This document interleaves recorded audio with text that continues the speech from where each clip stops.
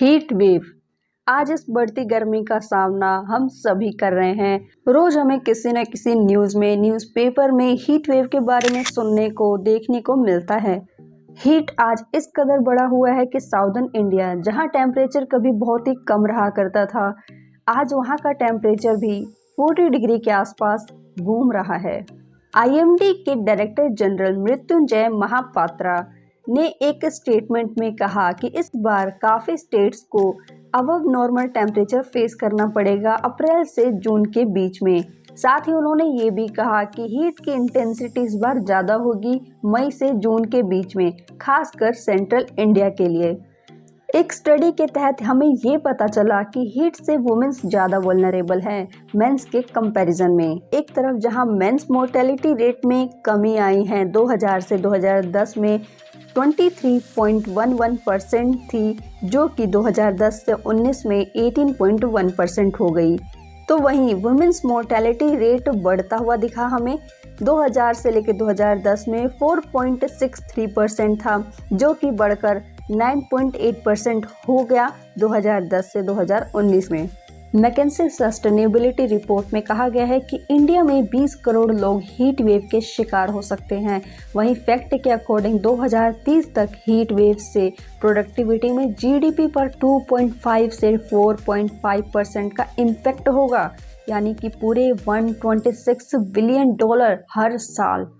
XDI सर्वे के अनुसार आज इंडिया दुनिया का थर्ड मोस्ट वल्नरेबल कंट्री है टॉप 50 नेशंस में क्लाइमेट चेंज के इफेक्ट से, जिसका टाइटल है heat and cold waves in India processes and predictability, जो पब्लिश हुआ था 26 अप्रैल 2023 में, जिसमें एम रविचंद्रन, जो कि मिनिस्ट्री ऑफ अर्थ साइंस के सेक्रेटरी हैं, उन्होंने साफ कहा है साउथ इंडिया में भी आज हीट वेव डेज इंक्रीज हुआ है। 1961 से 21 तक हीट डेज में 2.5 का इंक्रीमेंट हम देख सकते हैं।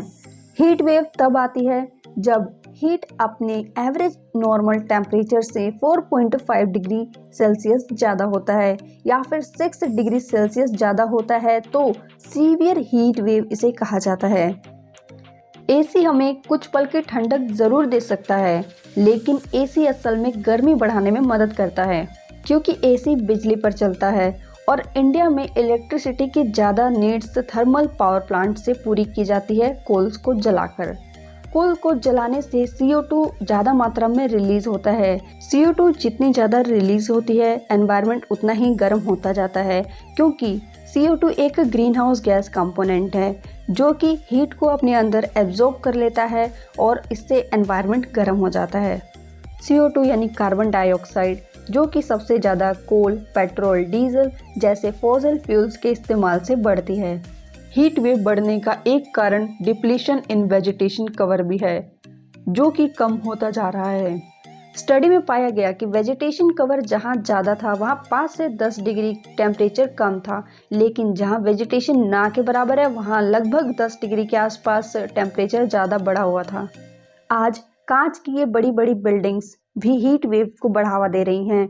विदेशों में कांच की बिल्डिंगें बनाई जाती है उस जगह जहां का तापमान बहुत ही कम रहता है, ताकि हीट उन्हें एब्जॉर्ब कर सके और वहां का तापमान थोड़ा सा गर्म रह सके, जो कि इंडिया के हिसाब से नहीं सही है। हीट वेव के कारण ग्राउंड वाटर लेवल या फिर रिवर्स, रिजर्वर्स, हर जगह पे लेवल जो है ड्रॉप हुआ है। वाटर लेवल ड्रॉप होने से सबसे ज़्यादा इम्पैक्ट फार्मर पर पड़ा है, जिससे उसकी फसलें ख़राब हो गई हैं पानी ना मिलने के कारण, और फसलें ख़राब होने के कारण फूड इन्फ्लेशन भी बढ़ रही है। वहीं गोल्डमैन सैचे के अनुसार उन्होंने एक एस्टिमेट दिया है कि फूड इन्फ्लेशन जो है इस बार 7.5% से ऊपर रहने वाली है 2024 में हीट वेव के कारण। अगर ये वीडियो आप लोग को अच्छी लगी है, इन्फॉर्मेटिव लगी है, तो प्लीज़ इस वीडियो को लाइक कीजिए, सब्सक्राइब कीजिए और अपने जितने फ्रेंड्स हैं, रिलेटिव्स हैं, सबको शेयर कीजिए ताकि सभी इस कारण के बारे में जान सकें।